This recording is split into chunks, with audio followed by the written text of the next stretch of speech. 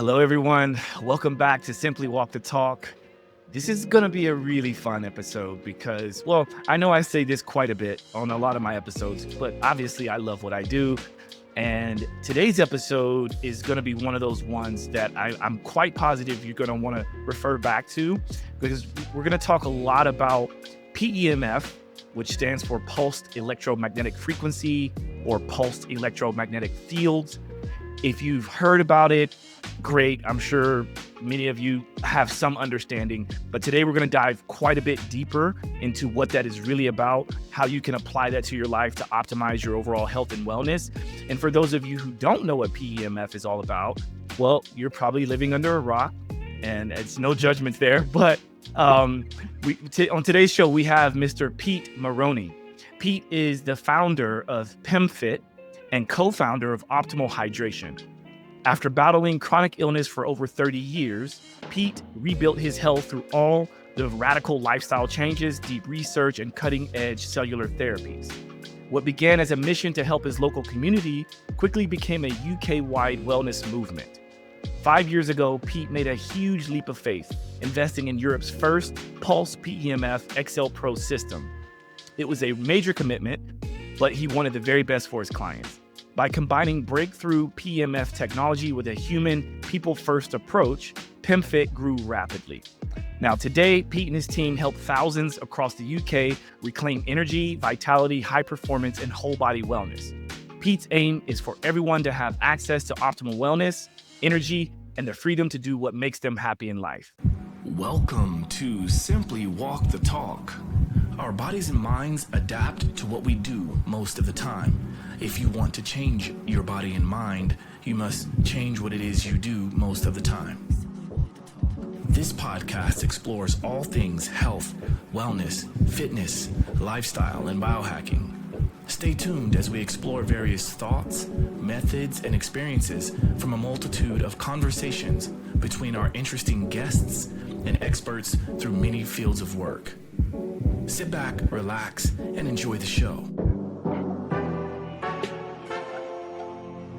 Simply walk the talk.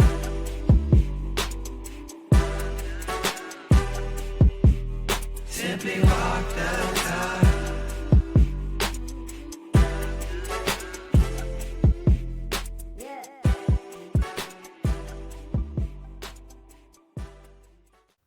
Mr. Pete Marroni, welcome to the show. Thank you, Josh. It's a pleasure to be here. And for any listeners, it's really nice to meet you all. So, Yeah. This is like I said in the intro, I have fun with all of my episodes, but this one is really fun because we've known each other for quite some time. I don't even really recall how we first got into contact with each other, but nonetheless, we recently saw each other in person. And actually, this was the first time we met in person in Austin at the Biohacking conference, Dave Asprey's Biohacking conference, and you're wearing the Austin shirt. So in honor of you, Josh. No, this was really fun. I think if we're able to make it work, we'll throw in some photos of us like together actually at the conference. You know, I had my jumpsuit on, which was really fun, and I think I had just finished recording a small podcast interview at the Pulse booth, right? Yeah. Yeah. So maybe you'll see some of that info or content that comes out. But you know, it was great to meet you in person, but it was also very good to see actually more of who you are. You know, like I can get a sense for a person through phone calls and emails and texts and things like that. But when you see someone in person, you get a chance to really feel their energy. And we're going to be talking a lot about energy, but I think you have a story to tell. And I think it's important for people to kind of hear how you got to where you are today, because there's surely someone out there who can relate to your story. And I want to show them that there is a way to help improve your life and your vitality. And yeah, I want to hear your journey. Thank you, Josh. And it was a real pleasure to meet with you as well and to get to know you, because I completely agree.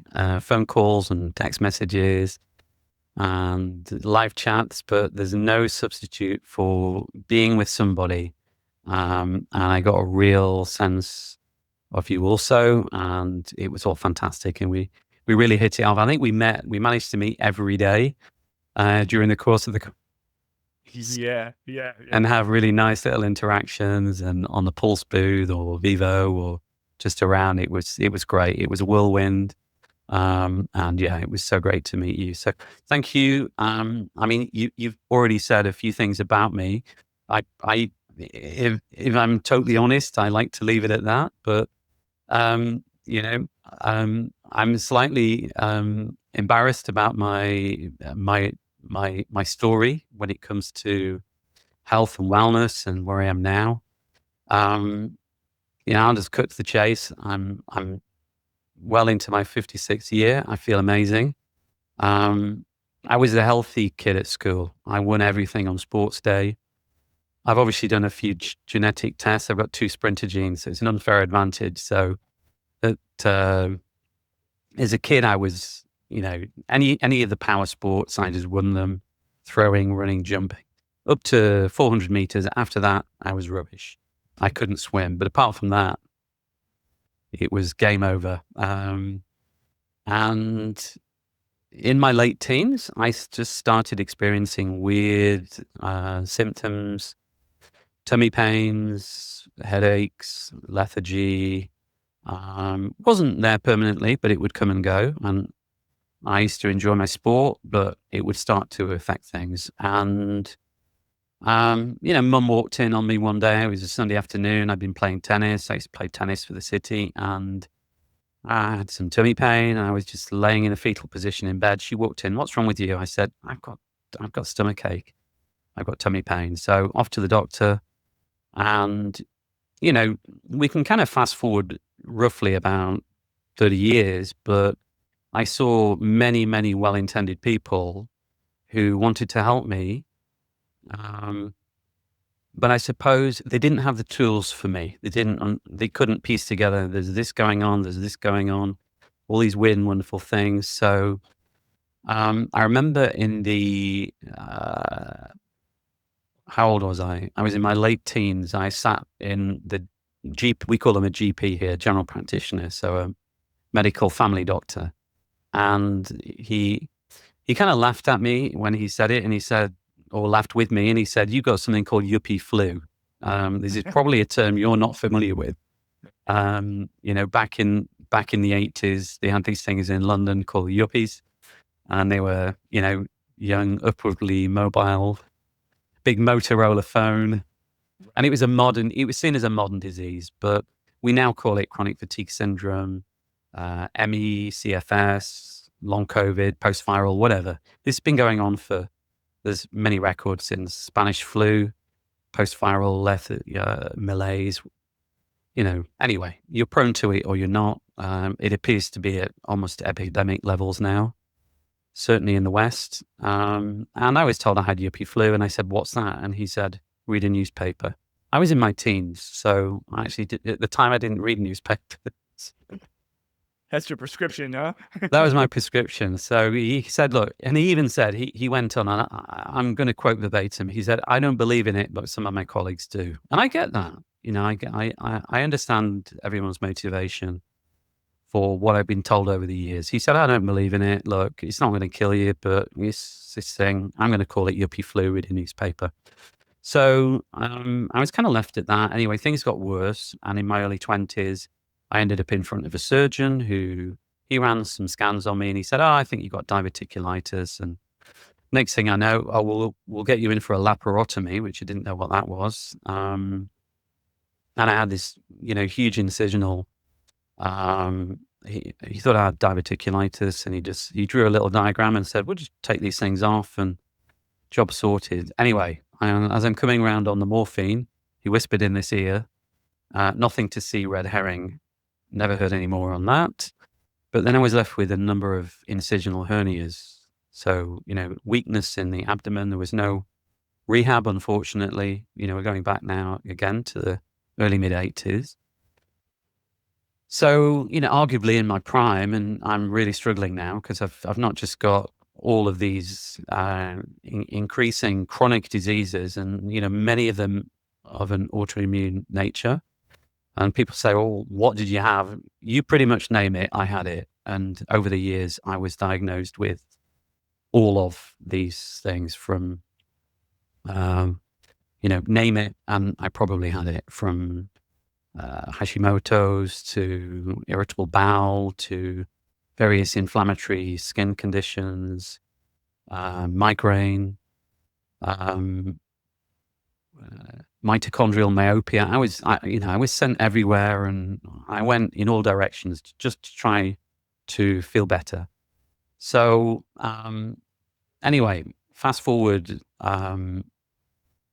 30 years, and I was really struggling. I mean, I describe it, it was kind of like death by a thousand cuts. It was just every day I had less energy. I was in more pain from head to toe.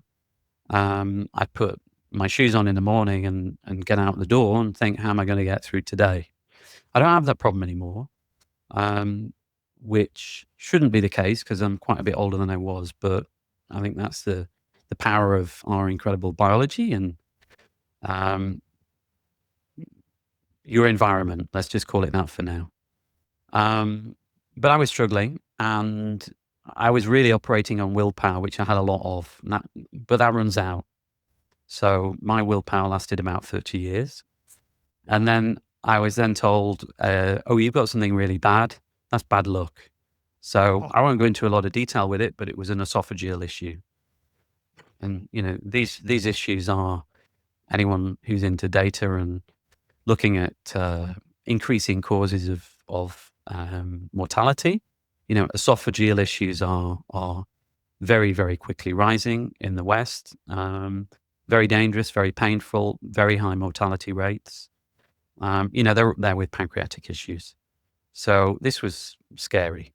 And I was told, look, it's bad luck. And it was kind of nothing we can do for you. At this point, I couldn't even speak. My job at the time, so I went from engineering to management and then management consultancy, and I used to travel around the world helping people solve problems. But at this point, I was on my own. So I actually took a sabbatical from work, largely because my job in consultancy was talking to people. But I couldn't talk. I had no voice. I also couldn't swallow saliva. I couldn't sleep at night. I was given proton pump inhibitors, PPIs. Also, how ironic is it that you were working in a job in which you help people solve problems, but you couldn't really solve your own problem? No. Right. Isn't it? Interesting. And well, do you know why that was? Because I didn't trust myself. I trusted the experts. Yeah. I didn't trust my gut. Pun intended. And yeah, and I was in front of countless, very, very well-intended people, really good professionals.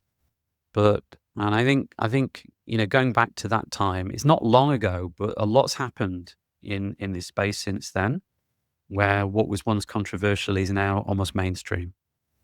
And front page news. I was reading an article last night on a subject. It's like, this would not have been published 2 years ago, let alone 10 years ago. So I was left on my own, and I didn't trust myself. I'm going in saying, look, when I do this, this happens. And I would just get an odd look, and they go, this is all in your head. You need to go see a hypnotherapist or whatever, or take this tablet, or we'll do more biopsies on you and find out what's going on with your mitochondrial function, or we'll shove another camera in another hole. So anyway, things were really bad. And I was in pretty dire straits. So I was on my own. And I thought, well, I need to take some time out. I need to try and sort this out for myself. I'm a pretty curious soul, I suppose you could describe me as. I'm a bit of a geek. I like brevity, but I also appreciate in some things the devil is in the detail. I looked at family history, mainly on my mum's side. My mum was sadly very sick at the time. It was a long illness. I looked also at her mother, and I started digging into a lot of peer-reviewed study, spent a lot of time on PubMed, did a lot of research, and I thought, perhaps I've got some mitochondrial issues here. all that maternal line stuff. And I also thought perhaps there's some stuff going on in the gut here. There appeared to be lots of autoimmune issues based around gut integrity. Medicines that I had, dishwashers, bottle feeding. I was bottle fed. I just started putting two and two together and thinking, perhaps it can't be this straightforward. Maybe I've got a gut issue and I've got mitochondrial. I need mitochondrial support. So I just set about trial and error. Some things worked, some things inadvertently were not the right things to do, but I learned, I suppose, fairly quickly. And very, very quickly, things turned around to the point I didn't even realize that things were improving, because pain's a funny thing and discomfort's a funny thing. When it is there, our bodies are really smart, aren't they? They say, hey, something's wrong, sort it out. But in this day and age, we subcontract that to somebody else. Yeah. And that's exactly what I did. It's kind of the better way of saying what I was trying to say earlier. Yeah, we call that here. I like to refer to that as the check engine light, and I forget what they call it over there in the UK, but it's like everyone can understand that there's a check engine light, and you've got a couple ways of dealing with that. You've got the person who ignores it, hopes it just goes away, turning off the car, turning it back on. You've also got the person who immediately goes, I need to go to the garage, as you would say, right? Yeah. I need to go there to, have them sorted out. Or you have the person that kind of tries to figure it out on their own.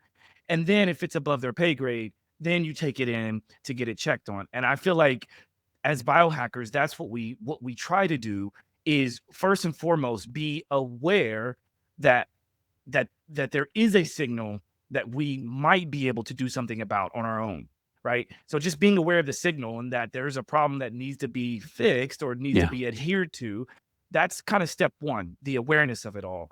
And then this next step is, why would you want to give your full autonomy to someone else when there's a number of things you can have in a checklist, but you need to have a checklist in the first place? Right. So anyway, I think that's what you're saying, but this is very much similar to what I hear all the time. Yeah. So please continue. Yeah. Well, thank you. And I love the I love your explanation of it, because that is exactly what I went through. And there I am on my own, thinking, okay, well, this is down to me, but it's not going to end well. Because what do I know? But I'm digging into PubMed, thinking, and I'm I suppose connecting some dots, thinking, well, because really only you know your body better than anything else. And it's like, when I do this, this, and this happens. But what I was getting in feedback was, well, that's got nothing to do with that and that. And you need to go and see this person. So I went through 30 years of this. No one should go through that, which is partly what drives me, but perhaps we'll talk about that later. Anyway, so it wasn't really me initially that noticed a big difference. It was actually people around me saying quite profound things, family members, very close friends, saying, what are you doing? Because you are looking different, you are sounding different, and I want some of that. And I'm saying, well, don't ask me, because the stuff I'm now doing is the opposite pretty much to what I've been told to do. You really think I'm looking and feeling better? Yes, definitely tell me. I'm like, well, you're healthy. They're saying, I'm not healthy at all. I was just healthier than you. So I really, at this point, I'm thinking, well, I don't really understand what's going on here, but I'll kind of tell you a little bit about what I'm doing. They applied a few, and this is just simple stuff. This is, let's just call it ancestral wisdom, but it all made sense, and I really dug deep, I suppose, and then into epigenetics, genetics, epigenetics, our environment. My body just didn't know what the heck I was putting into it, in terms of light, in terms of food, in terms of hydration, in terms of stress. I wasn't sleeping properly, and when you realize how quickly our bodies, as adaptable as we are, but how far away from how we have evolved, and how quickly that timeline is, it starts to explain a lot, and a lot hit me quite quickly, because within probably 3 months, my body just completely changed, to the point where people did not recognize me. In what way? Like more specific? Physically, I would meet people in work. So I would meet ex-colleagues that I'd not seen in a few months. And I can name a number of instances, including my GP retired, who was a really lovely guy, who was doing his very best for me, which was sending me to consultants and prescribing me medications, which I'm not saying is the wrong thing, but for me, what I had, clearly didn't work. But even he lived in the village I lived in, and he walked past me one day and didn't recognize me. And I said, "Oh, hi, doctor." I won't mention his name. And he said, "Hi." And I said, "Oh, it's Pete." "Hi." Anyway, so he was one of them.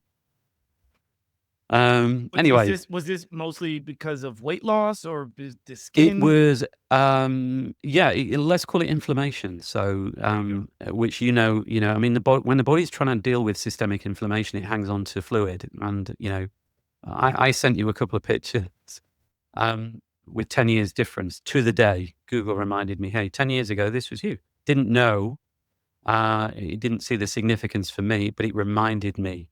I have dozens of those photographs of me 20, 30 years ago, 10 years ago, struggling, reaching this point. Things had to get really bad before I took control. And I managed to find some solutions, and I've obviously learned a lot more since, and I'm still learning. That's for me, one of the real pleasures in life. And I know for you, we're very aligned in that respect. And making mistakes is also great, as long as they're not too big. But, made a good one today with a microphone, and it's like, right, I won't do that again. So I quite like making mistakes, but not twice. So, people physically wouldn't recognize. So I was in a business doing my consultancy, and I was in this business one day, and I saw this guy who I knew, and I'd only seen him a year ago. He was actually in my team at work. So he used to report to me, and I worked with him for a couple of years. And I walked up to him, shook his hand, and said, "Hey, how good to see you. Great to see you." Mentioned his name. And he looked at me, saying, "I'm sorry, I don't really," he said, "You look familiar, but I can't remember your name." I said, "It's Pete." I said, "We worked together 12 months ago." And he was just dumbfounded. So the change was miraculous. The change, I suppose. And if people look at the pictures, if you look at the lips, if you look at eyes, I think if you look at skin tone, if you look at, there's certain things that when energy and vitality, and there's certain things. How rarely do you see a healthy person these days? I'm not quite sure in New York, but where I live, not often. Sadly, I can count the number of people who I would say are truly healthy. Far too few. And so it was just something that kind of captivated people. I then went back to my original job, and I'm flying around the world, and I'm talking to people, and it could be in Southeast Asia, it could be in Africa, it could be in North America, Europe. And very often, it would be via translators. And after a few days of working with them, here we go. By the way, for those of you that are only listening, I decided, instead of just waiting for post-production to put this in, I decided to pop up one of the photos that Pete sent over to me. And I'm happy he's talking about it and mentioned that it's okay to share this. But this photo here that I have up represents what you were talking about in terms of, the look on your face, right? Like you could see the puffiness in the eyes. You can see a bit of redness around the cheeks. You're still a good looking guy, and it's a nice photo. But you can see the difference between that and that. I mean, like, this one here, obviously, you've got the amazing system in the background that we're obviously going to talk a little bit about. But what is very noticeable is just like the quality of your skin looks better, your hair looks better, you're smiling. I mean, you're kind of smiling in both, smiling more in your eyes in this first before photo, but you're really smiling with your eyes, and everything of you just looks like a completely different person. So I can understand now why people were like, "Wait, who are you?" You- So Yeah. yeah, And this happened really quickly. This did not take 10 years. I call this process chronology versus biology because, time is always moving forward.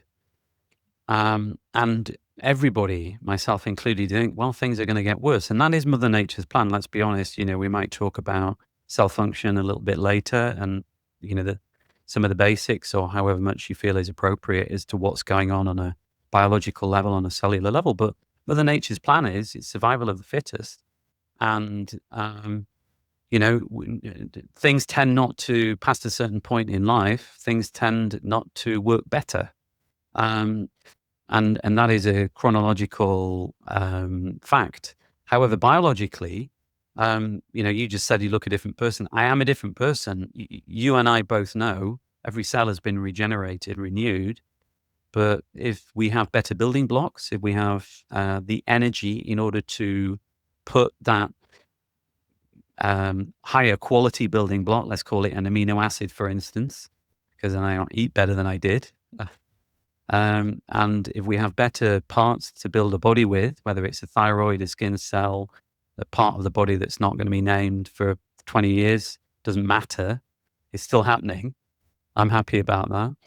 But every single part of me, from my mucous membrane, which apparently, it's every sort of 24, 48 hours is renewed, down to maybe 4 to 7 years from various science studies that I've seen. Every part of the body is renewed over a time period. So not one part of me, perhaps, there's things that are not in the science books that I've seen, which is, let's call it the soul. I think you are still you, but on a cellular level, and a microbial level, because let's be honest, we're just this, a bag of salty water. This is me in September having major surgery, reconstructive surgery. And this was really interesting, actually, because I didn't know you had this picture. from your Instagram. So You've there we go. pulled it up on Instagram. Yeah, this was a big one for me. I've got my toothbrush in. This is me wired up to so much stuff. I've just gone through 6 hours of surgery. I was at London Bridge Hospital.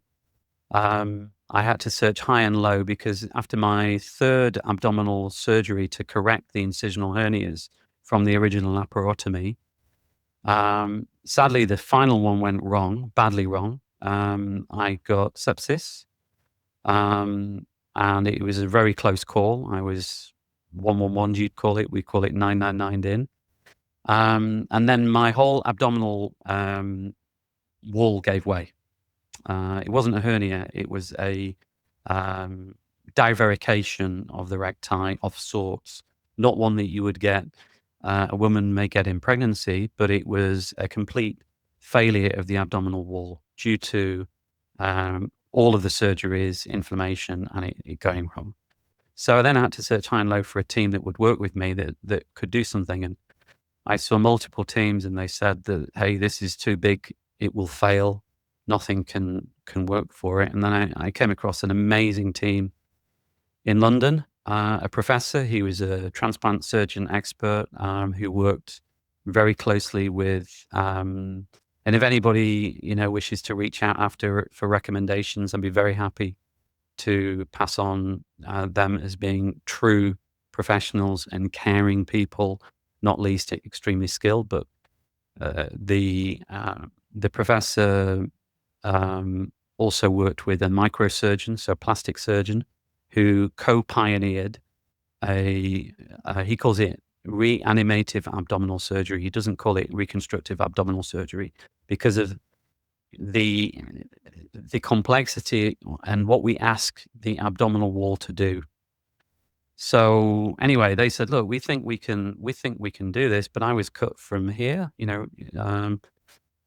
my lateral muscles here had to be separated in order to bring together the abdominal wall. And this went right down to just the pubic bone, all the way down, even reopening up the original surgery from 30 plus years ago. So, as every doctor's told me, look, avoid the knife at all costs, but there are necessary evils. And I'm grateful for any support and help and medications. I had some pain meds in that hospital, and the anaesthetist came to me, and he's a very highly qualified guy, and he just said, look, Pete, do not. He said, I saw your face pull when I mentioned fentanyl and OxyContin. And I said, that's because I know what they are. And he said, yes, I know. And he's tapping on my morphine drip. This is after 24 hours after. And he said, do not take this without a spinal. So I took the spinal. And he said, let me tell you, you have not got addiction problems. You barely touched your morphine. So I'm fortunate in that respect that, I don't have those problems. But so I said, well, what would you take? He said, I'd take the OxyContin and the pain busters, the oxynorms. So that's what I did. I did have withdrawals at the end of it, but it was just stomachache and sweats. I could not wait to get off those things. But interesting story about that. Before I went in, the professor rang me with my labs, my preoperative labs, and he's saying, what's going on with your biology? He said, your lab results are highly unusual. Your CRP, your inflammatory markers. He said, are you taking NAD? And I said, what form? He said, oh, you probably know more about NAD than me. I said, for the record, I'm not taking NAD, but occasionally I will, but I'm not. And he said, well, something really strange is going on with your inflammatory markers. I've never seen them so low. So I thought, well, that's a good start. And then every day they would come in. They told me that I'd be in for 14 nights in the hospital. It was private surgery. Unfortunately, there was no insurance. I had to self-fund it. It was painful in every respect. But I was due to be in for 14 nights, and I was out in 7. After a couple of nights, they said, you might be out in 8 because we've never seen recovery like this. I asked them what the biggest risk was, and they said, because we have to deflate part of the lungs because we're going up into the rib cage, because they put the biomesh in, and it was the biggest piece of biomesh that the company supplied because it's the entire area.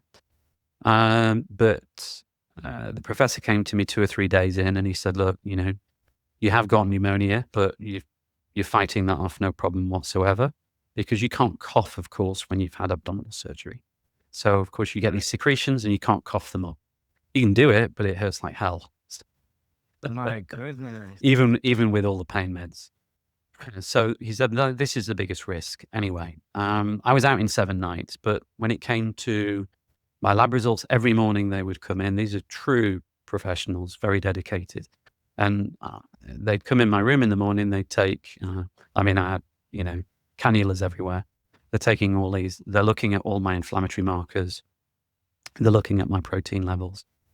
And the professor and the plastic surgeon, and by the way, this team had hundreds of peer-reviewed studies between them. So these are highly professional. They've worked all over the world: Seoul, Tokyo, Stockholm, London, hundreds of peer-reviewed studies. And they're saying, we've never seen lab results like yours. What is going on? The professor said to me one morning, he said, I've never seen results like this. I said, well, which ones are you talking about today? He said, your albumin levels have not moved. He said, for surgeries that we do, these normally crash. I said, well, I know what albumin is.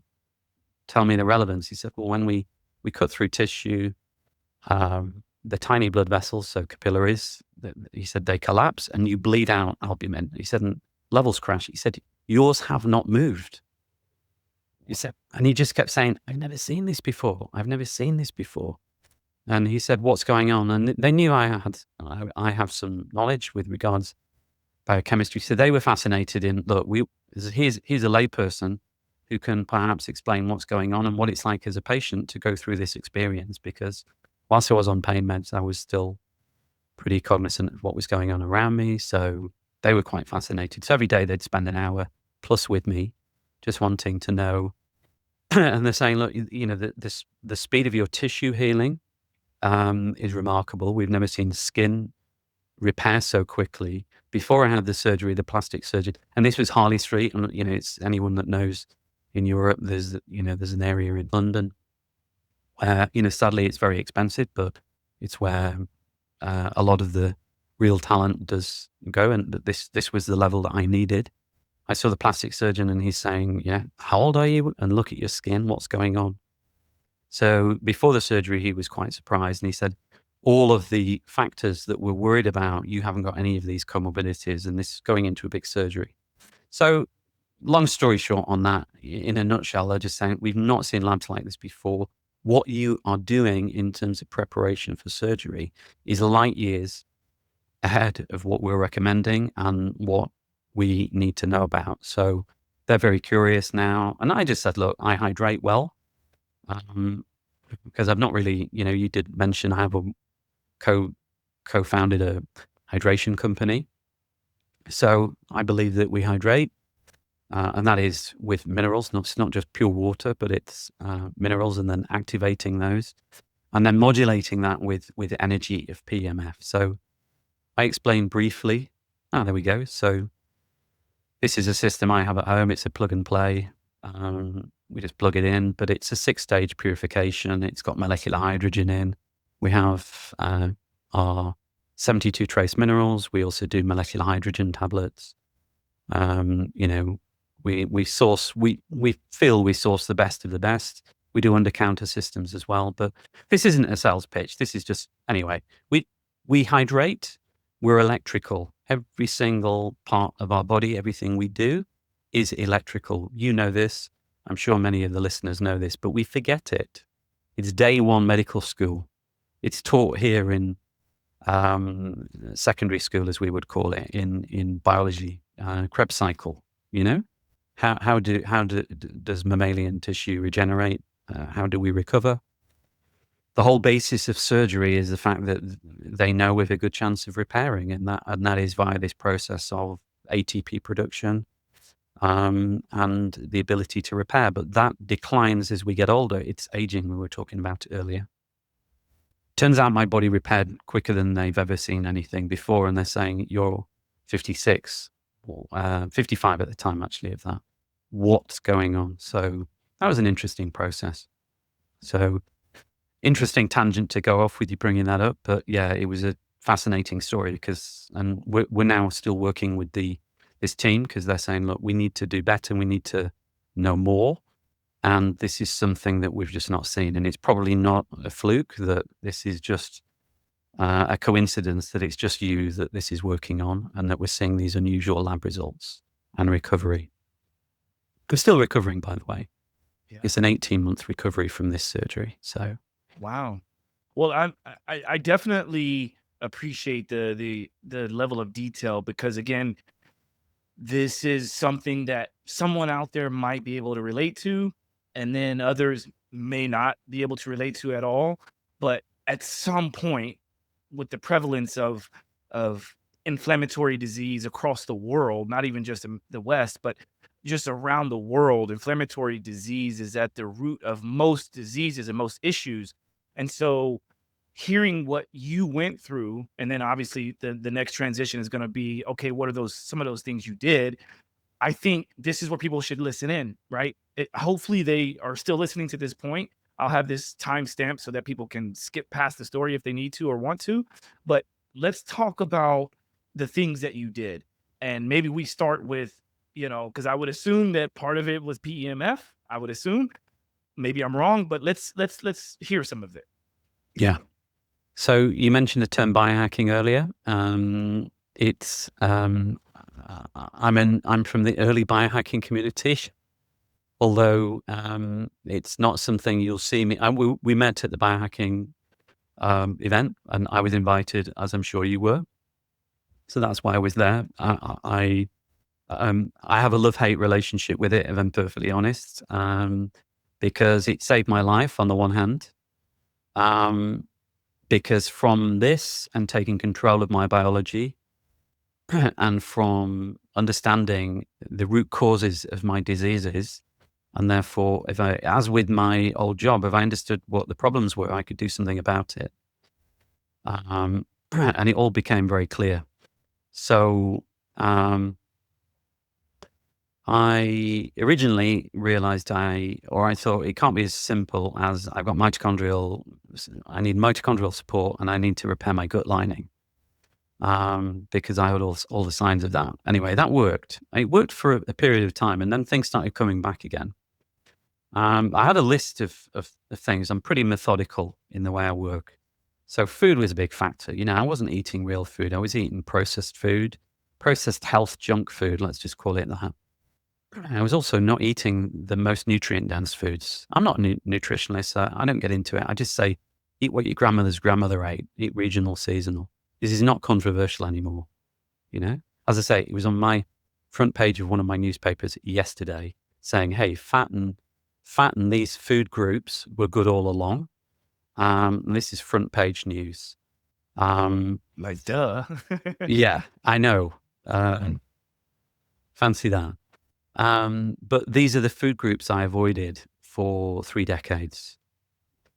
And consequently, I was malnourished. So, but without these building blocks and the energy to put these building blocks in position, without the sleep, the deep sleep specifically, whereby my brain was repairing and my tissue was regenerating, and lymphatic cleansing and deep sleep cycles and proliferation of human growth hormone and testosterone, all these building block hormones, BDNF, all these things. Nothing was happening. This is the cruel thing about nature, isn't it? It's a death spiral. But if you can correct that, things also happen equally quickly. In fact, more so if you really know what you're doing. So things stopped working again. I started getting my fibromyalgia symptoms started coming back. My weak points. Everyone has an Achilles heel. With some people, it's their Achilles.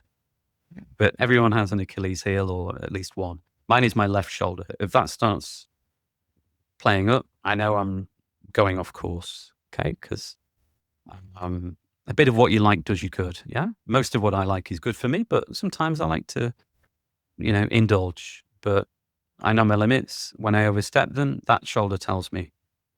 So this shoulder started becoming very, very uncomfortable.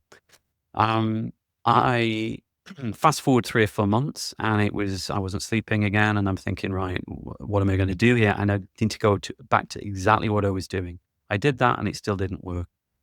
I'm a big fan of sauna. I had a very high quality medical grade sauna. I was doing hot and cold. I was spending a ludicrous amount of money, over £1,000 a month on supplements. I'm embarrassed to say. But I was traveling a lot. I needed, I felt at least I needed all the help I could get. But things started coming back, and I was doing photobiomodulation, so rend infrared light therapy. I was doing a lot of these things. Anyway, somewhere down on my list was PEMF. Now we get to PMF, and it's like, what the hell is this thing? How does it differ from PBM? How does it differ from near this or far this or mid this or this sound frequency? All these different frequencies. What are all these scary words? Hertz, Gauss, Tesla. Why does one machine look like this and costs £100? And why does one machine look like half of a room I've got over there, which costs not £100? Add a couple zeros. Yeah. I mean, let's be honest, we're talking serious investment, but and why is PMF equipment so expensive? So there's an Excel Pro, you know it well. I know you're very familiar with the technology. So I started experimenting with PMF. I bought one of these. It's called an Oscar Pulse by Oscar Wellness. I stuck it on my shoulder. It's a wearable. And I pushed the button. I stuck it. Oh, you can hear it. There we go. You can hear that going through different cycles. Each one of those pulses. Can you hear that, Josh? I can hear it, and I see it pulsing. Didn't expect to do that. Yes, we're not fans of the blue light, are we? As biohackers. I'll put these on, but it's reflective. I mean, blue light in the daytime is exactly, right, as we know, is okay, but yeah. So yeah, so there's a time and a place, but there you go. So we know it's working, and this is a great little device. It's a medically rated device, Californian company. It's a wearable. It's a low. I think it puts 9 Gauss out. This device. So this is really it's a skin deep device. Let's be perfectly honest. Gauss matters. Gauss or Tesla. These are the units of intensity. But I put this in my shoulder. And every time it ran out, I had the 30-minute timer one. This is the medic version, which I think is 3 hours now. That was a 30-minute timer. So, and I just wore it permanently with the strap on. And after 3.5 days, that thing happened again, which is that I referred to briefly earlier. When pain comes, it comes quickly. When discomfort comes, it comes quickly. And that's the feedback loop to say, hey, do something. Take your hand out of the flame, or whatever it may be. When pain goes, you're almost not aware of it. It's like an afterthought. It was people that reminded me that I was looking and acting differently. It was an afterthought that my shoulder pain had gone. But because I'd done my research, I realized this was not an analgesic. This was not a TENS machine. This was not blocking the feedback loop of pain. This was supporting my body's ability to repair itself via various mechanisms, which, if you wish to, we can go into what they are. Yeah, So that was I'm my. glad you. I'm sorry to cut you off, but like I'm glad that you brought up that difference, that distinguishing qualifier, so to speak, between TENS therapy and other therapies, right? So like I'm very familiar with EMS technology, electrical muscle stimulation, but even that, even though TENS therapy is a part of electrical muscle stimulation umbrella, it's very different because we know that TENS therapy tends to blunt or reduce the signal to the brain of that pain response. And then the idea from there is to then be able to go and do something else. Maybe it's rehab, it's movement, it's some of these other modalities, so that you can get through it with less pain. But a lot of people think that the TENS therapy is the fix, and it's not. It's just it's like taking aspirin or like, taking an NSAID. It's like that is for you to then go and do the real thing, right? If you're so uncomfortable, okay, use TENS therapy, maybe use some aspirin or Tylenol or whatever, maybe. Like I personally wouldn't do it, but like it's not the fix. The fix is a lot of what you're talking about, and which is why I'm so interested for people to hear this, because I think it's going to be powerful. So please continue. Yeah, no, totally agree in everything you've said. As I say, we're very aligned, and I know that you're extremely well versed in this strange space of PEMF and this, how it differs. And yeah, couldn't agree more. And if a TENS machine works, don't go out and run a half marathon. Just like if you have a shot in your knee, and how often you must see this all the time in your work. Yeah. You must see this all the time. I know I do. So, the difference with PEMF is the mechanism of action of PEMF is to varying degrees, depending on whether it's a high intensity or a low intensity piece of equipment. It will support the body in different ways. I should at this point as well, say, look, we're a wellness business. I'm not a medical doctor, and we're a wellness business. We don't diagnose, treat, cure, prevent anything. What we do in our company is we support. I would like to say in a big way, and because I know our clients definitely would. We very much support in every way into the environment, the supportive. The coaching and support that we give our clients, very, very sensible, very much staying within the wellness space. But in terms of the modality of PEMF, we're supporting the client and their body's ability to repair damaged tissue. In its essence, Well, I think the definition of pain and disease is low cell voltage. Okay, so this is one of the main issues. Low intensity PEMF works. The main issue, the main mechanism of action there is improved circulation. So if you can just improve circulation to a part of the body, this is a big deal. And we all know as we get older, looks like you're looking for a device. Well, What have you got? okay, so I mean, I didn't even expect to go down this path, but because we both know of, like, in fact, before I even started working with Pulse, I had already been a fan of Robert O'Becker's work. Like, what is it? Healing is voltage, He- right?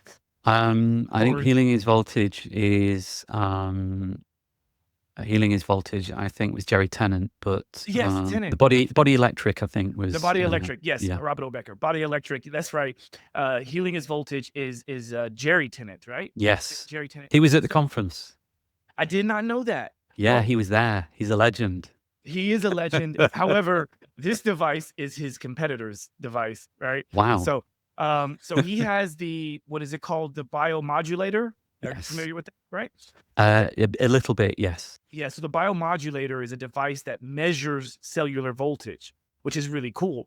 However, when I first used it, it was a dentist, a very, very talented dentist who also had a lot of research or a lot of experience in chiropractic care and things like that. So he wasn't your average dentist, let's put it that way. Um, and he used the biomodulator on me, and I was so he was able to measure throughout my body the cellular voltage level. And then I would use the XL Pro PEMF by Pulse. I would use that to then see if there was going to be an effect. And I thought, okay, this is really cool, but like, I want to get one at home so I can really test it and make sure that this is something I want to encourage people. And so this is the perfect opportunity to show it. Wonderful. This is by a company called Avazia Life. And this is the Pinnacle device here. And I got this from a company called Sauna Therapeutics. And because at Avazia, they had different options than what I was able to find on the sauna shop. So I got this device, and it's got all your different like electrodes. You've got like conductive gloves. So I can do like a massage with someone and emit frequencies while I'm doing a massage. Wonderful. I can do it, wear socks and get like grounding. So if it's like, these are socks with different plugs on them. Yeah, It's so probably you're hard to see. properly grounded. Love it. And then like here, like, you have something up with your wrist, you just connect this to the device. Yeah. But the cool thing about the device is not only does it emit certain frequencies, but you could also place this because of the metal conductive part on the back. You can place that throughout your body to measure the cellular voltage. And without fail, anytime somebody has something going on, I say to them, okay, don't tell me where your pain is. I'm going to find it. Right. So this is literally like it's almost like no placebo effect. No. I mean, one might be able to say, like, if I look at their face and I see them wince or whatever, but like, I promise you, when your shoulder was playing up, as you said, I could have put this on here, and I guarantee you the numbers on this would have been off the charts low, Yeah. or off the charts high. Because what this does is then, based on the measurement, the scan you do, it gives you the perfect frequencies, multiple frequencies, to then run a program to help get that back into balance. And then you go back, and after you start feeling better, you go back and you measure it, and you see that the numbers, the cellular voltage is within that Corrected. range it needs. Yeah. So that's why I like tools like this. Yeah. Because, yeah. You're a bad man because I need to buy one of those now. So I'll send you a link to it. Maybe I'll even put it on this. But please do. Yeah. I've had a number of people like doing what you do. Yeah. I've had a number of them get it as well, because like a buddy of mine, he's a chiropractor, and he came over to my place because he lives I think in Jersey, and he came over, and he had a device, and I was like, hey, that's a cool one. It's really cool. It's very similar to the one that I have. And he was like, well, what's the one you have? I'm like, do you want me to pull it out? He's like, yeah. Now he's like, I think I need to buy that. And then a couple of his clients bought one, and so we should definitely talk more about this. But Yeah. please keep. No, this is great. And yeah, I've learned something there. Is it measuring like a phase angle? Is that how it's doing it with the cell voltage? Is it as a phase angle measurement device? Yes, but it also gives you different opportunities to measure different, like, it doesn't have to be just phase angle. Yeah. Right. Okay. So Excellent. yeah, it's really cool. Yeah. Really, really cool. Right. You've cost me some more money there, Josh, but I thank you for it. Well, I'm with you because again, a lot of the things that we're talking about, I'm sure most Yeah. people have, their eyes are rolling right now because it's like Yeah. everything we're talking about is expensive. However, we also understand, and I'm sure we'll talk about this, but we also understand the ancestral side of it, the nature side of it, Yeah. right? And so sometimes these tools that we have them because we know that we might need a little bit more than just our word and Yeah. just our own experience, our anecdotal experience. Sometimes we need to be able to measure and show. And I think that's powerful in itself. And so I think the return on investment in something like this is super easy. Yeah. Completely. And you just said what I was just going to say, which is, and this is my problem with the biohacking side of it, because yes, we may invest in these. This is not needed. These things are not needed now. What these are, I have a saying: for big problems, you need big tools. I had big problems. I needed big tools. So, if we get back to Jerry Tennant, and which is very relevant, he was at the conference, Healing is Voltage. There's a great quote in the book, and this is a medical textbook. It's hard going if you're not really into this stuff, but there's a sentence in there: with enough cell voltage and raw materials, the body can repair just about anything. There we go. I don't know if And if you just flick through that book and just show the viewers, it is a hardcore medical textbook. I think, is it page 119? This is not scripted, but 190. 119. There's a really great chart in there, which is just a little spreadsheet chart showing. I might be wrong in the 119. Maybe it's 121. Is it that? Well, it's not that one. It's a bit earlier, but it's a little spreadsheet, and it just shows what a healthy cell is. We'll break it down really simple. Healthy cells are made. New cells are made at 50 millivolts. Because let's talk about the electricity side of things. We're a big battery, but there we go. That's exactly the one. Right at the top of that. The viewers probably can't read it, but it says healthy cells are made at 50 millivolts. Normal for a child, I can't read it, but I'm going off memory, is 35 millivolts. That's right. Normal for an adult is 25 millivolts. Tired, sick, and unhealthy cells are somewhere in the region of 5 to 10 or 15 millivolts. 15 to 10. Yeah. Okay. And then below that, bad things happen. There's a word there. Bad things happen. You may want to use the word. I don't know. What, change polarity?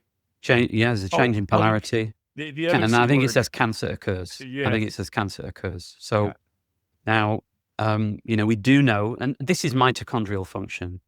We have roughly 37 trillion cells, give or take. So we're a bag of cells, salty water, which is why I have a water company, because it's like, we need hydration. We then need to activate that hydration, ideally through nature. We're a big solar panel. We ground. I know you're big into grounding. We've lived on the ground until very recently. And this is why sometimes for big problems, we need big tools. Unfortunately, there are places now, and there are things that you can buy, we want and need them, that we have access to them. And this is a big aim of ours at PIM Fit, is we want this to be accessible to everybody, even if they can't afford our service. We want to be able to ensure everybody can get this. So, but healing is voltage, and you cannot repair tissue. And that chart really states when you're young, you have very high healthy cell voltage. For a child to go from 35 millivolts for damaged tissue to 50 to repair is a small jump. For an adult, a healthy adult, 25 millivolts to 50 is a bigger jump. And as we age, this becomes much more difficult, to the point whereby it becomes, let's be honest, impossible. And this is by design. It is Mother Nature's plan. This is a big push in the right direction. We lay there, or we put a device on. And now it is important to say, with low intensity PEMF devices, and there are many on the market, thousands, These work predominantly, in fact, only on increasing circulation in capillaries in the microcirculation. These do not penetrate deep into tissue. There's something called inverse square law, which you will know about, which is basically a formula stating that in order to get through tissue, so skin, fascia, ligaments, tendons, bones, skull, brain, out the other side, you need Gauss. Gauss and Tesla, both names that I'm sure viewers are familiar with. 10,000 Gauss equals 1 Tesla. We all know where Tesla came from, and Gauss was another clever chap who put his name to it. But this is the raw power, the horsepower, if you will, if we're talking engine terms, to drive this EMFs, these pulsed electromagnetic fields. And again, there are good EMFs, because when we mention that term, I know, a bit like me with pain meds, people probably raise an eyebrow. There are good native EMFs, and then there are lots and lots of bad non-native EMFs, all of which blunt mitochondrial function. So our ability to hold cell voltage and for mitochondria, the power plants within the cell, to repair damaged tissue. Well-established science. Hans Krebs, Oxford University, for me, the most prestigious of the Nobel Prizes. But, this was what was such a wow moment for me. And I know that other modalities support mitochondrial function, hyperbaric, hot and cold thermogenesis, lots of supplements, coenzyme Q10, you name it. There's also things many people are now taking the commonplace.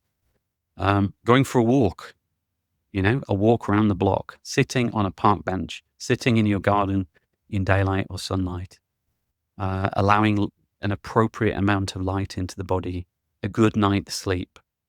All of these things support mitochondrial function. We do not need all these gadgets, because sometimes for a big problem, let's say you've got a non-union bone fracture, that's not going to do anything. Neither is a walk around the block. For a non-union femur fracture, PEMF, according to the FDA, and according to lots and lots of peer-reviewed study, it does work.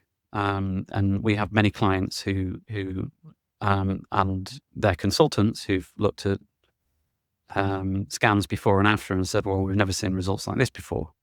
And the same happened to me when I did, I will spare the show the full details of it because I've talked about it before. But when I had a hernia repair surgery a few years ago, I had a very short recovery time, which means it was beneficial. It was very helpful.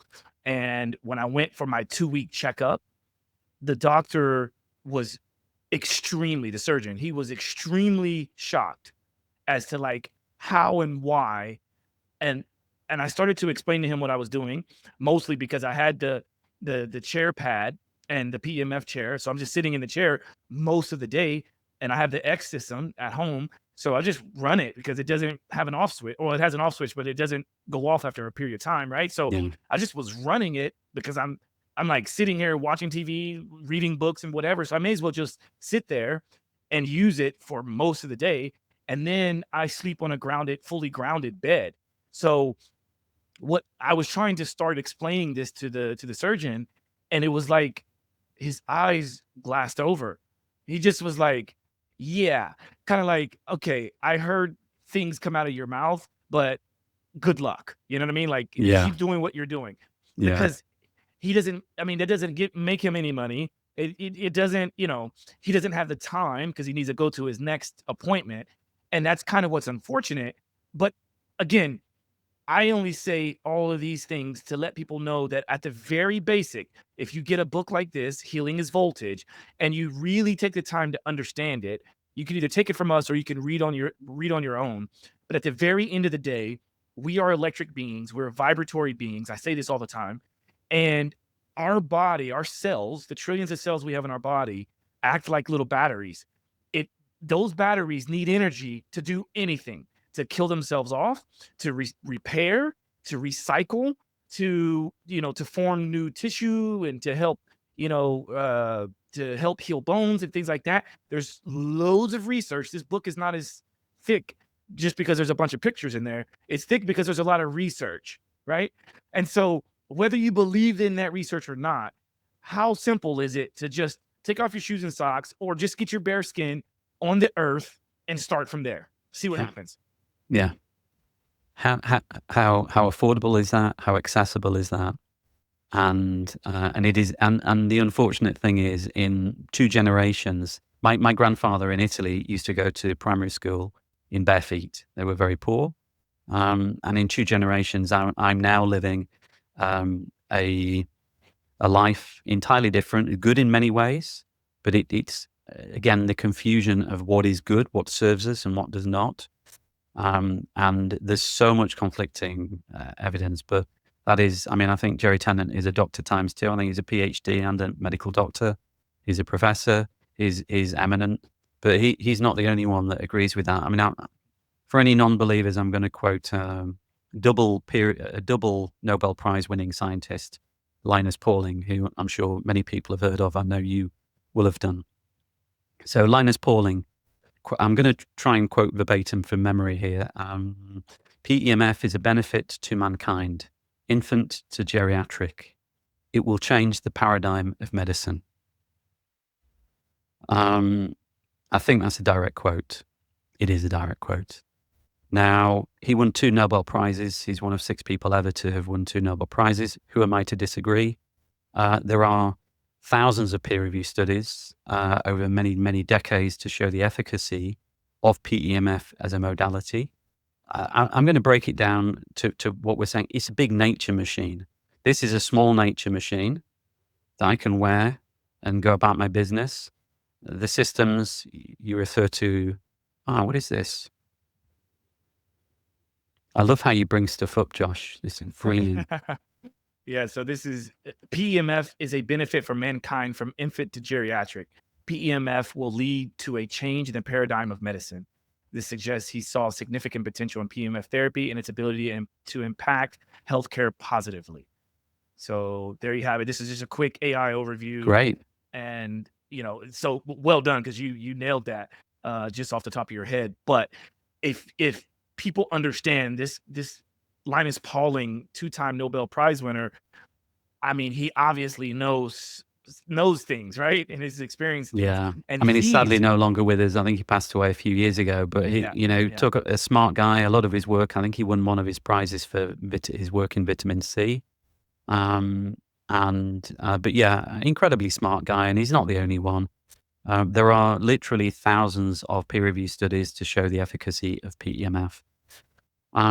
You referred, I think it might help our viewers if we start talking about the differences in technology. You referred to a couple of devices before, an X machine and a chair, and we should probably talk about the differences because whilst all of this is pulsed electromagnetic fields, we are electromagnetic.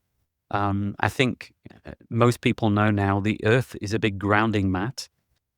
We are a big battery. By the way, that video there, that little animation, we've had that made recently to try and explain in lay terms.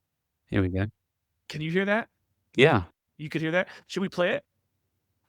It's about 4 or 5 minutes long, so I'm happy to play. It's entirely up to you. It's your show, Josh. This or one you here can... is saying it's 2 minutes, 23 seconds. Oh, yeah. Should we play it? And if you feel, that would be great.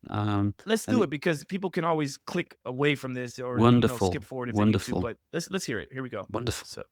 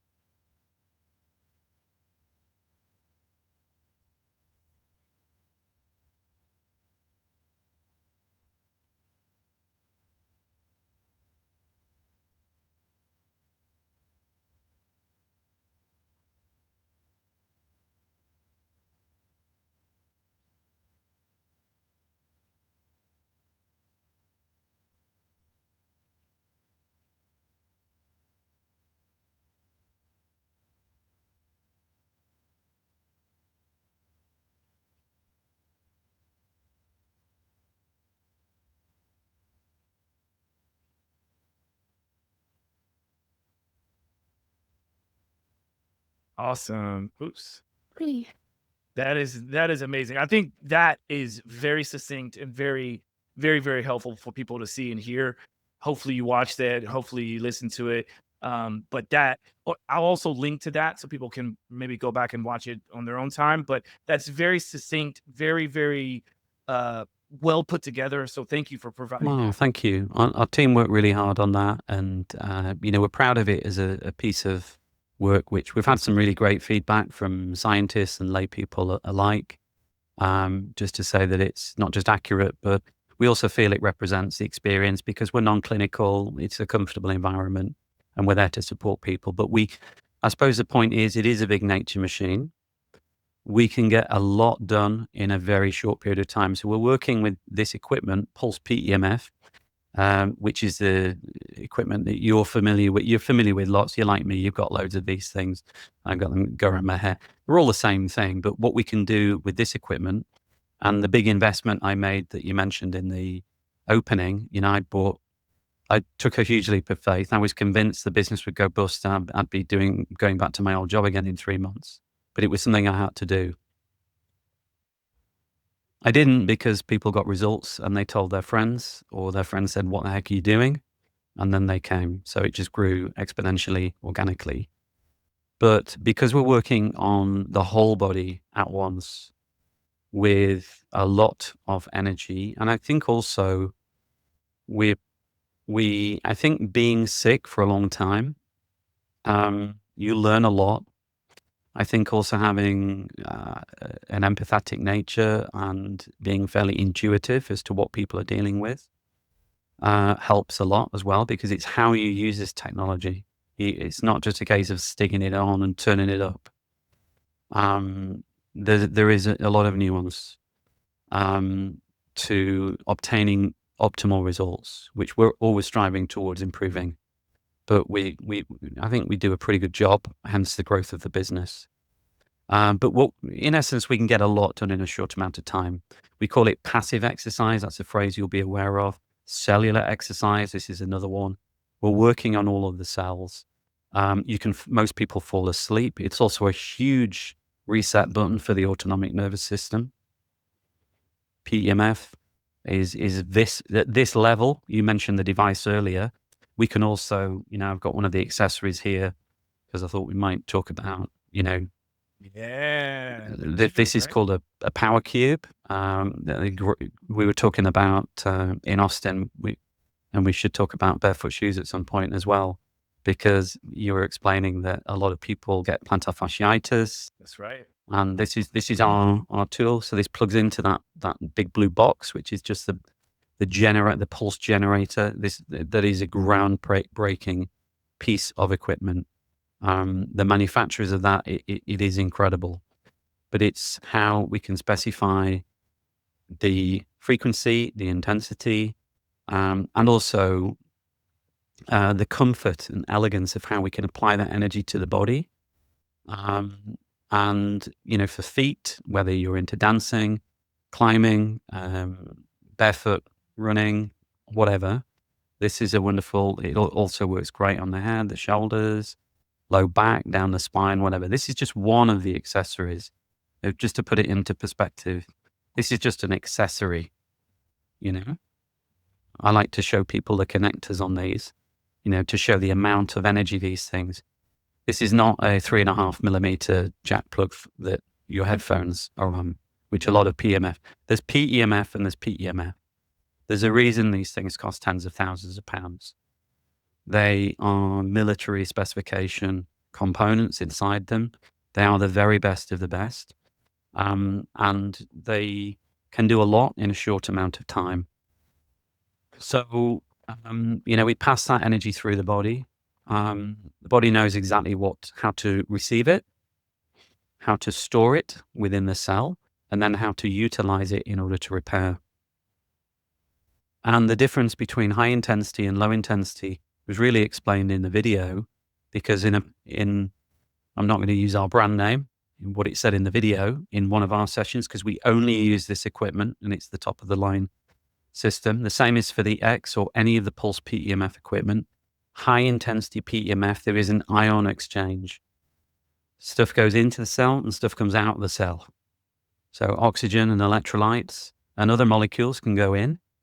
If they're good things, they will support mitochondrial function for cells that contain mitochondria, and that's most cells, not red blood cells. More ATP, there's better cell voltage, the integrity of the cell membrane is improved. And also waste product comes out. So ideally that's just carbon dioxide, but when we start working with people, quite a lot of bad stuff can come out, cellular debris. So we make that, as you know, we make that comfortable for the client so that they're not experiencing unpleasant side effects. It might be mucus, it might be a few more trips to the toilet, the bathroom, The loo. the loo. It may be a mild headache, it may be flu-like symptoms, but we make that experience comfortable for the client. What have we got here, Josh? This looks good. Well, this is from the from your website, and it's the science behind PEMF. And so while you were kind of talking about what happens and what I was mentioning about the fact that our cells are like batteries, I wanted to just have some more examples of the research that are Wonderful. out there. Yeah. So people can also, and you were talking about mitochondria and the axis of the cell and so forth and so on. So I wanted to show that while you were bringing up some of that. Wonderful. So yeah, this is a pulse PEMF. Yeah, science of what's going on, and Pulse are very modest as a brand. They make the best. For me, this is the best wellness technology available by far. It's done things for me that nothing else has done. But I work now with thousands of clients. We as a company now work with thousands of clients, and fortunately, it's no longer just me now. We have a dedicated team around the UK, and we can get a lot done quickly. And Pulse are very modest, so they underplay, they downplay in terms of claims, and they make very, very few claims. But you only have to read go into PubMed or other scientific journals. There we are. There's mitochondria and organelles within the cell membrane. I can't see it too well, but I recognize what some of those things are. Also, So yeah, if people want, I think it's important to point out, especially with the amount of people that have pets, it's important to also point out that these technologies not only work for us as humans, but they also work on our animals and on yeah, pets. Because at the end of the day, what's really cool about this technology when it comes to pets is that they are not subjected to the placebo effect, right? exactly. So that is what tells me a lot of times, like I have most of my clients that have purchased some of the Pulse systems. Many of them have reported that their pets almost don't want to get off of the pad if they happen to have the pad somewhere where they can get access to, especially if it was like left on, maybe like, they've gone to the bathroom or whatever. I don't encourage people to leave those things running, but it's inevitable. It's almost like they always gravitate towards the power, And if you keep a pet indoors, it's kind of cruel and unusual punishment if you think about it, because they actually get grounded. They get energy from the earth through their paws, right? And so when you block that and you keep them indoors all the time, like maybe consider something, take them out more often, or maybe that pad, you could just put a towel over it, let them lay on the pad while you're off doing your thing, because they need it as well. Anyway, I digress. It's I'm so glad you mentioned it because it's so true. And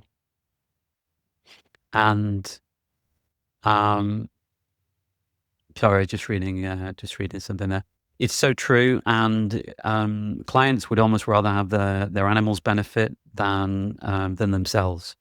And you're absolutely right. No placebo. So I've learned more working with dogs than 100 clients, 100 humans, because there is no placebo. We don't have that.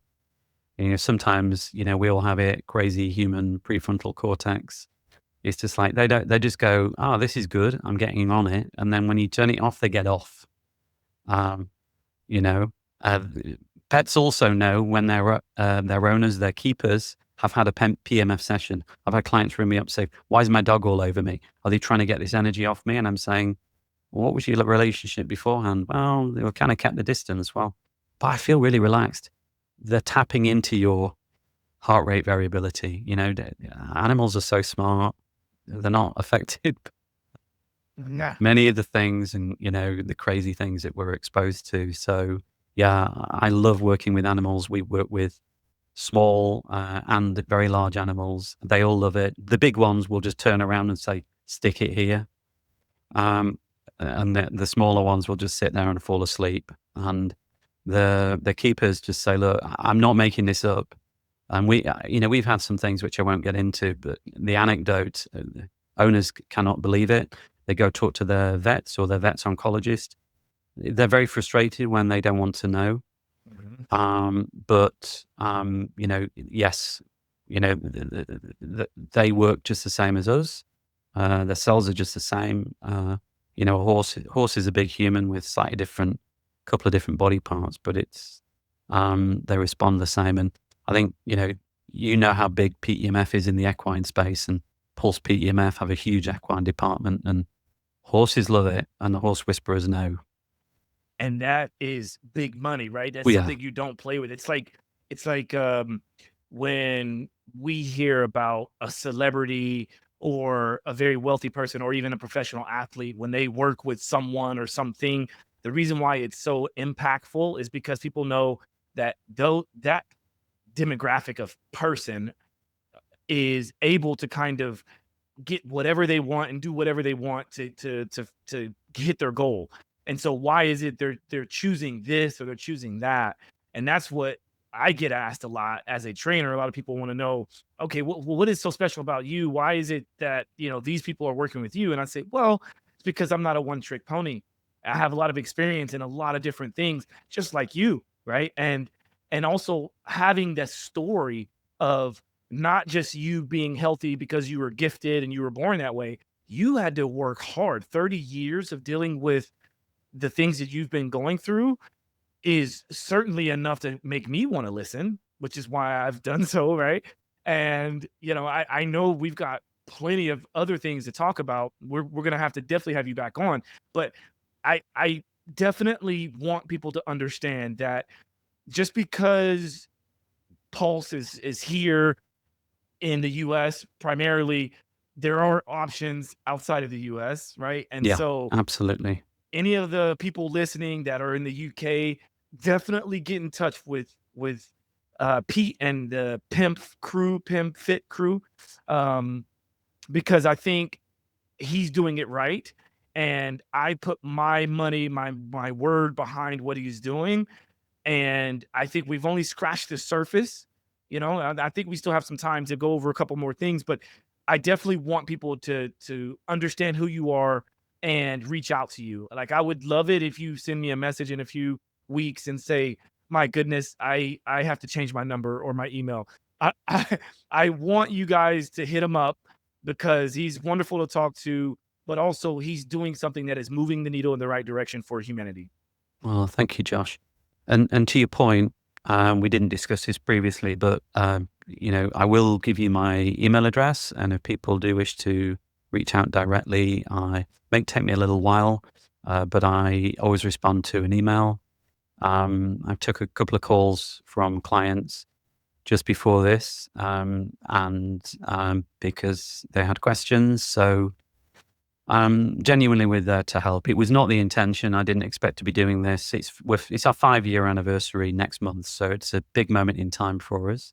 Thank you. I didn't think it would last 5 months, but it did, and we love what we do. Should we perhaps talk about? We haven't spoken about sleep yet, and sleep's as you know, as everybody I'm sure knows instinctively, sleep's a big part of recovery.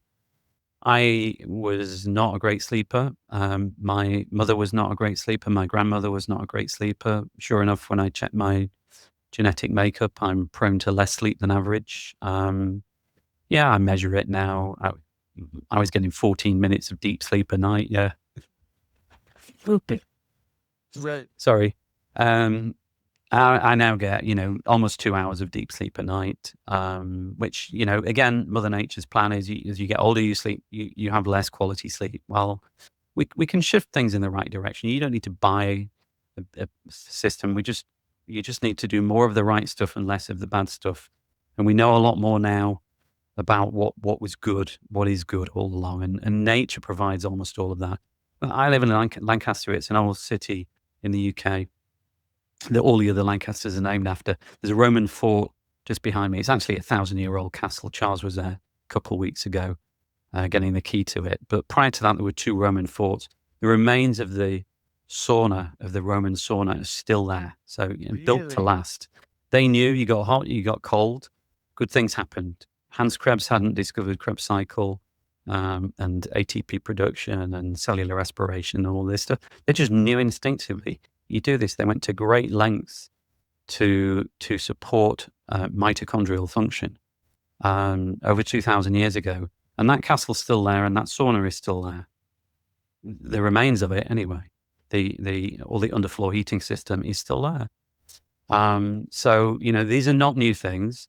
Nature provides, but that is technology, and this is technology. And one of the great things now is that we know a lot. We can scientifically back it up. We can't unsee what we've seen as well in terms of results on ourselves and results on clients. And sleep is a big part of the whole recovery process. And when you give the body a nutrient in the form of cell voltage, circulation, oxygen, electrolytes, these are huge levers to pull for the body to repair itself.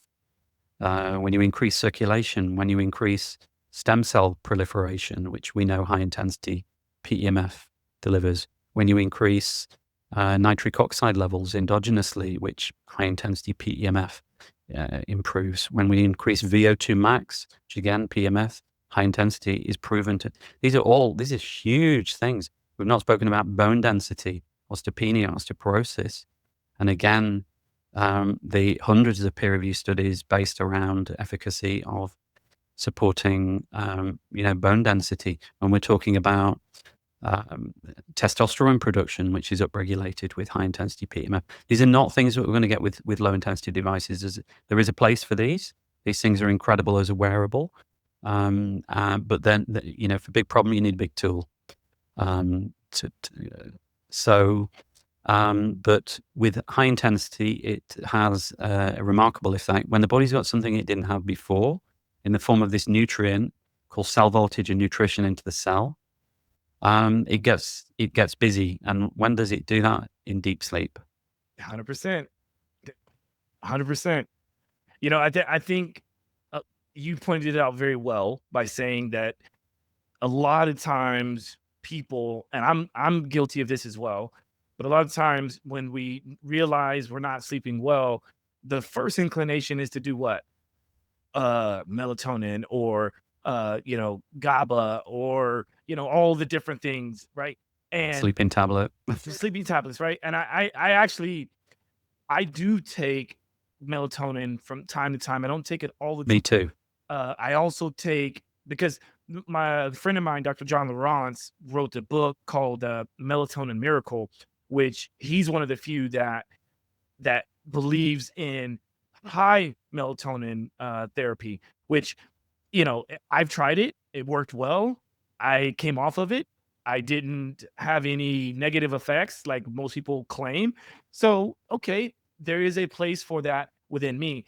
And I just got a company reach out to me a few days ago, and it's this new product that I'm going to try that is called Kill Switch. And it's this supposedly amazing, like fully guaranteed, it's like a chocolate drink that you would drink at night. And it's Sounds supposedly, great. supposedly you're supposed to have it like a warm cacao drink. And I'm Mhm. like, wow, okay, I definitely will try that, and I'll report back, let you guys know. But Mhm. that's not the only thing I'm doing, right? So it's like I do a number of things to where if this kill switch thing is going to make a change or make a difference, I'll be able to see it because I measure myself enough as a biohacker, Yeah. right? Yeah. And then I pass on that benefit of that experience to you as the listener, to as the viewer. And that's why we do the things we do. I really, it gets under my skin when people think that all I do and all we do is just spend money to then talk about little things. No, there's a number of people that message me that I don't share that they've transformed their life based on what we put out there. Right. Yeah. So why would I not continue doing that? For the people who don't like it and you don't have to listen, you don't have to watch, you don't have to even comment, you know? Yeah. But anyway, I'm happy that you shared what you've shared, because somebody's going to hear this and they're going to thank you and thank me for bringing you onto the show and for putting this out there. And that's what we're here for. Period. Definitely. No, thank you. Thank you for having me. And yeah, we probably have scratched the surface. Yeah. But as we know, but we obviously want to make it as absorbable as possible. Yeah, as credible, as scientifically verified, but also available to the layperson, which is why we're here. We're here for the masses. The reason I went into it, no one was speaking to me about this, and I went into it and it took off, and I've been very busy for the last 5 years. And now, very happy to speak about it on your show, and really appreciate the opportunity and the platform to do that, Josh. Absolutely. But before we sign off, I would love to ask you one more question, because, and I promise to the listener and to the viewers, to the person that is watching this and is super excited and wants to hear more, I would love to invite Pete back onto the show, and we'll do another deep dive into other things. But the only way we know what you want to hear is by you mentioning it, right? So if you want to hear more about what Pete is doing and more about this field of cellular exercise, so to speak, then you reach out. And maybe it's nothing to do about that, but reach out, send a comment, make sure to like and subscribe. That BS, right? But before we jump off, Pete, I'd love to know, because you've talked a lot about where you were in your life, how you got to where you are now, some of the modalities that you've used to get you into a healthier state. However, you're still recovering. I feel like we are on a lifelong journey of recovery, all of us, right? But what is an exercise routine look like for you? An exercise routine, that's a really good question, especially at the moment, because I'm limited as to what I can do because of the abdominal. I'm actually wearing like a bracing at the moment. It's a very lightweight one on the surgeon's instructions. So do you know what exercise looks like for me at the moment? Looks like I sauna every day. I class it as an exercise. So I get hot. Now I could sit in a hot bath and sweat. So that gives me some exercise. Moving, walking for me really suits me. I have 2 sprinter genes, so I can get away with murder. I build muscle really easily, and I retain it very easily. But sadly, I also spike blood glucose very easily as well. So I know it's a nuanced question. It's a nuanced answer, but it's both a gift and a curse. So for me, I can get away with murder. So I'm doing body weight, so squats, some light press ups, some push ups. I'm doing a little bit of dumbbell work at the moment, but only just getting back into that because my core is only just strong enough to do it. So it's mainly body work. I played at the weekend my first game of paddle.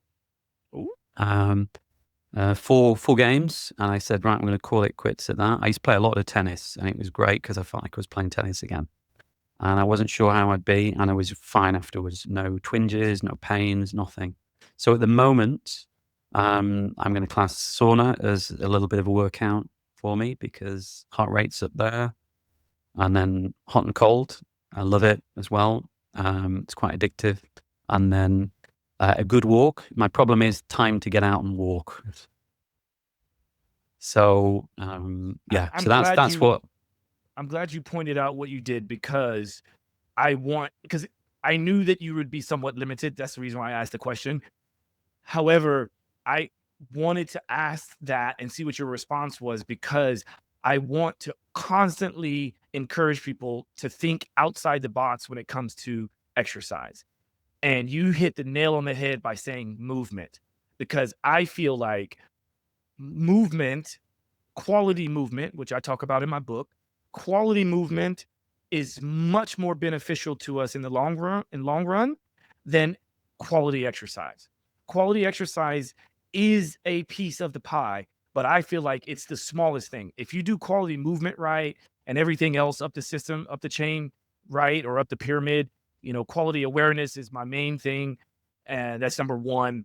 Quality rest is the next most important thing, which combines recovery and like rest, right? Sleep, all of that stuff. And then quality consumption is next. And then quality movement or quality activeness is next. And then the very final one is quality exercise. So that when you put it all together, if you're doing 1, 2, 3, 4 correctly, then doing 5 is a gift. It's Mm, icing on the cake. It's something you get to do, not something mm, you have to do. And I feel like we live in a world today where people are searching for the one thing that they think is going to give them the most benefit, is trying to like outwork a bad diet, trying to outwork poor sleep. It's not going to happen. It's going to catch up to you at some point in your life. So let's do what you're having to do right now. It's like, in a way, you're being forced to pull back a bit, but walking is amazing. mm. It's something that we should try to do before a meal and after a meal, but definitely after a meal. Why? Because that glucose spike you're talking about gets shuttled into the muscles to get used as glycogen, as an energy for the muscles. And then whatever doesn't get utilized, then maybe gets stored as fat. Well, so it should tell me that a postprandial walk should be the thing that we all kind of start with, period. Right. Yeah. And then I say to people, if you don't have the time to do that, then maybe you consider when you put food in your mouth and when you drink calories. Right. So anyway, yeah. Um, Very well said, Josh. thank you, Pete. Like, I know we didn't touch on this, but I'll say it really quick. Your name is actually Peter, and it's not in the English way that you would think of Peter. And most Englishmen would say Peter, even though it's Peter. Your name is actually Pita, Pita, Pitta, right? PITA. So one T. Yeah. Okay, Pita. Pita, Yeah. and As in the bread. as in the bread, pita bread, right? I think that is amazing, and I can't unhear that or unknow that. I think that's awesome. It makes you even cooler in my eyes, so I wanted to put that out there. But Pita, it was a true pleasure getting the chance to meet you in person. I said it earlier, but I'll say it again. And it was even more of a pleasure to get a chance to hear your story, to learn about more about what you're doing. I'm excited for the things that you have on the forefront, some of the things that coming out very soon. And I imagine there's way more beyond. But if you could just mention quickly for ways for people to keep in touch with you, social media, X, Y, and Z. If you could mention that, Sure. and we'll also list it in the show notes. Absolutely. So I mentioned my email address. I wasn't going to say that, mention this, but I'm happy to give it out. It's pete@pemfit.co.uk. So nice and easy. The website for PEMFit is pemfit.co.uk. On there, you'll find a wealth of wellness related articles whereby PEMF may support, and they're all backed up by lots of peer review study as well. There are also lots of video testimonials from real life clients and blogs as well. So it's a good resource. Our water company, our hydration company is optimalhydration.co.uk. You can find us on Instagram or at PemFitUK. And you can connect with me personally on Insta at PemFit_guy. GUI. Yeah, PIMFit_guy. And I think that might be safer with giving the direct message option versus the email, because I have a feeling it's going to be way more than you even realize. But if you are open to it and you want, then maybe we should have people reach out directly to you on Instagram or on the website. And then if you think it's like worthy of giving out your email, because I wouldn't want you to get, trolled or something like that with craziness. Like, you're a serious person and what you're doing is truly helping. And I don't want to divert any extra attention away from what you're truly doing. So Thank you. Yeah, we're very busy, but at the same time, we are here to help people who genuinely, we are only here to help people that genuinely want and are ready to receive help. And if so, then that's why we exist. That's why we do what we do. And that applies to the whole team as well. We have an amazing team who are all up for it. So thank you, Josh. yes, thank you. And to the listeners and viewers, my goodness, if you're still here, thank you for your time. Thank you for your dedication. We appreciate the support. And some of the best ways to continue to support the show, if you like what we're doing, just mention it to someone. We've got lots of links for the book that I was talking about, Healing is Voltage. We're going to have a lot of direct examples of different videos and documents you can go to. Check out the description. Also, definitely just share this with someone that you care about, because ultimately we are here to help. So thank you for your time. And until next time, this is Josh signing out from Simply Walk the Talk. Peace. Thanks, guys. Thanks, Josh. Walk the talk, talking facts. Move like me, but I move a little fast. Make my move, here to last. Fasten these seatbelts, I'm coming past. Take care of me, longevity. Hack my biology, better believe. Walking the talk, soul, mind, and body connected. Better come give us a listen. Better come give us a minute or two. Open the box up, we giving you tools. Giving your engine the fuel that it needs. Breathing into it, it's autoimmune. Make a connection, we're stronger in two. Making us one of a kind of a few. Work on the mind, but show me your moves. If you do what you say, you know what to do. Yeah. Simply walk the talk.